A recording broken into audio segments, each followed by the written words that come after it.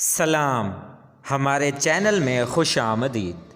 تاریخ بنی نوع انسان شاہد ہے کہ کچھ بادشاہوں، راجاؤں اور فوجی جرنیلوں نے طاقت اور اقتدار کے نشے میں دھت ہو کر ایسے گھناؤنے اور شرمناک کام کیے کہ جن کو سن کر روح انسانی لرز اٹھے۔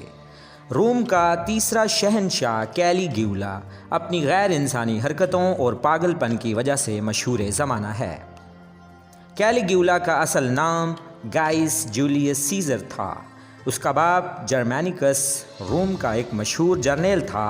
کیلیگیولا حضرت عیسیٰ مسیح علیہ السلام کے آسمان پر اٹھائے جانے کے واقعہ کے 12 سال بعد پیدا ہوا۔ کہا جاتا ہے کہ جب یہ کم سن تھا تو اپنے باپ کے ساتھ جرمینیا کے محاذ پر گیا۔ اس وقت اس نے کیلیگا نامی مخصوص نوعیت کے جوتے پہنے ہوئے تھے، جس کی بنا پر فوجیوں نے اسے کیلیگیولا کہنا شروع کر دیا۔ بعدازاں یہ اسی نام سے ہی مشہور ہوا۔ سلطنت روما میں اس کا باپ جرمینیکس اس قدر عوامی شہرت حاصل کر چکا تھا کہ اس وقت کا رومی شہنشاہ سیزر ٹائبیریس اس کا پکا دشمن بن گیا اور ایک طویل تر سازش کے تحت سیریا کے مقام پر اس کو زہر دلوانے میں کامیاب ہو گیا۔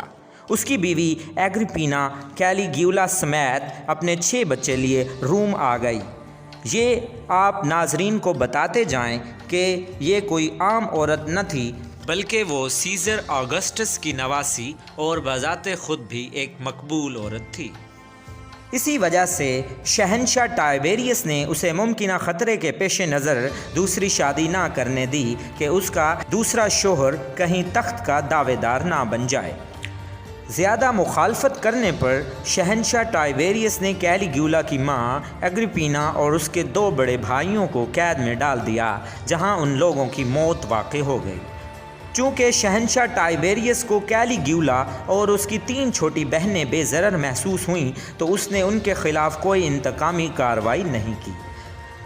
بعدازاں شہنشاہ نے اسے کیپری نامی جزیرے پر بلا لیا اور اپنے ساتھ کام کرنے کا موقع دیا۔ 37 عیسوی میں شہنشاہ ٹائبیریس کی اچانک موت کے بعد اس کا سب سے قریبی رشتہ دار ہونے کی بنا پر عنانِ حکومت اسی کیلیگیولا کے ہاتھ میں آ گئی۔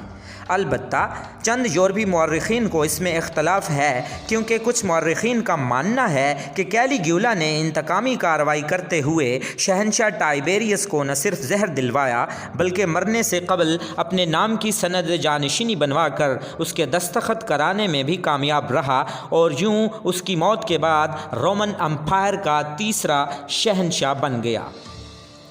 عوام نے کیلیگیولا کے شہنشاہ روم بنتے ہی خوشیاں منائیں اور نیک شگن سمجھتے ہوئے 1,60,000 جانوروں کی قربانی بھی کی گئی۔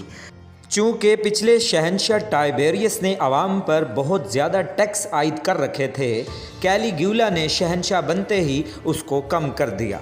اقتدار سنبھالتے ہی فلاحی و عوامی کام شروع کیے، فوج میں انعامات تقسیم کیے، بندرگاہوں کو تعمیر کرایا اور کئی دیگر عوامی فلاح و بہبود کے کام کیے۔ مگر اس سب کے باوجود بھی آخر کیوں اسے میڈ ایمپرر یعنی پاگل شہنشاہ اور آج بھی برے الفاظ میں یاد کیا جاتا ہے؟